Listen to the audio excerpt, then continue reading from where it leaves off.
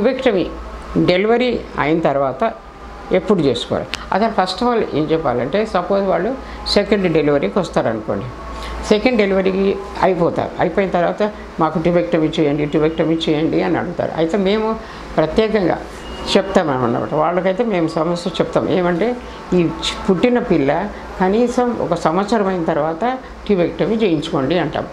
ఎందుకు చెప్తామంటే 1 ఇయర్లో వ్యాక్సినేషన్ పీరియడ్లో ఆ పిల్లలకు 1 ఇయర్లో కొన్ని ప్రాబ్లమ్స్ తెలియదు, హార్ట్ ప్రాబ్లం ఉంటే తెలియదు, వేరే ఏమైనా ప్రాబ్లం ఉన్నా తెలియదు. తర్వాత అట్లాంటి అందుకని పిల్లలకు చిన్నపిల్లల్లో ఇన్ఫెక్షన్ కామన్గా ఉంటుంది. కాబట్టి ఏ సమస్య వచ్చినా ఏమవుతుందో తెలియదు. వాళ్ళకి ఏం చెప్తామంటే ఒక 1 ఇయర్ తర్వాత వచ్చి లాప్రోస్కోపిక్ స్టెరిలైజేషన్ చేసుకోమంటాం. లాప్రోస్కోపిక్ స్టెరిలైజేషన్ అంటే మార్నింగ్ వచ్చేస్తే ఈవినింగ్ పంపించేస్తాం అనమాట. Hardly that will take 10 minutes. అది ఇక మామూలుగా వాళ్ళకి ఆల్రెడీ 3 పిల్లలు ఉన్నారనుకోండి, 3 పిల్లల తర్వాత ఇంకా మేము వాళ్ళకు 3 కానీ 2 కానీ వాళ్ళు లేదు డాక్టర్ మాకు ఖచ్చితంగా చేయండి అని. అయితే మేమైతే వాళ్ళకి చెప్తాం 1 ఇయర్ తర్వాత చేసుకోమని. ఇంకా వాళ్ళు ఇన్సిస్ట్ చేసి మేము ఎంత చెప్పినా వినకుండా చేయంటారు. అయితే డెలివరీ అయిన తర్వాత 3 daysకు 3rd day చేస్తామన్నమాట. అది ట్యూబెక్టమీ చేస్తే. మామూలుగా కొంతమంది 3 పిల్లలు ఉన్నారనుకోండి, వాళ్ళు ట్యూబెక్టమీ కావాలి అని వస్తారు. మామూలు పీరియడ్స్ వస్తుంటాయి వాళ్ళకి. అప్పుడు వాళ్ళకి ఏంటంటే పీరియడ్ వచ్చిన తర్వాత 8-10 రోజుల లోపల వాళ్ళు వచ్చి లాప్రోస్కోపిక్ స్టెరిలైజేషన్ చేసుకోవచ్చు. That is called cold sterilization. Periods తర్వాత వచ్చి చేసుకునేది కోల్డ్ స్టెరిలైజేషన్. 3 పిల్లలు 3వ కానిపోయి దాన్ని పోస్ట్ నేటల్ స్టెరిలైజేషన్ అప్పుడు చిన్న ఓపెన్ చేసి ఇన్సిషన్ ఇచ్చి 2 ట్యూబ్లు టై చేస్తాం అనమాట.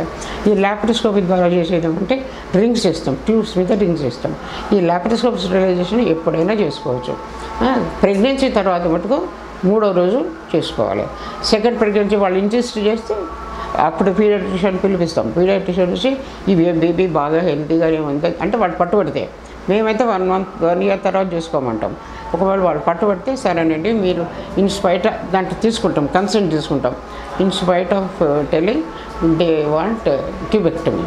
అప్పుడు డెలివరీ అయిన తర్వాత 3rd day నాడు పోస్ట్ నేటల్ ట్యూబెక్టమీ అంటారు. చిన్న ఇన్సిషన్, ఒక 1 inch ఇన్సిషన్తో ట్యూబ్ తీసేది. అంటే డెలివరీ కాగానే లాప్రోస్కోపీ చేయకూడదు అనమాట. ఎందుకంటే డెలివరీ అయినాక యూట్రస్ చాలా పెద్దగా ఉంటుంది, అప్పుడు లాప్రోస్కోపీ చేయకూడదు. ట్యూబ్స్ కూడా లా ఉంటాయి. ఆ లాప్రోస్కోపీ చేస్తే ట్యూబ్స్ కట్ అయిపోతాయి అనమాట. దాన్ని ఓపెన్ చేయాల్సి వస్తుంది. కాబట్టి delivery immediate after delivery post natal sterilization by opening method. వేరే నార్మల్ పీరియడ్ వచ్చిన తర్వాత లాప్రోస్కోపీ స్టెరిలైజేషన్. ఇప్పుడు డెలివరీ కాకపోతే దాన్ని కోల్డ్ స్టెరిలైజేషన్ అంటారు.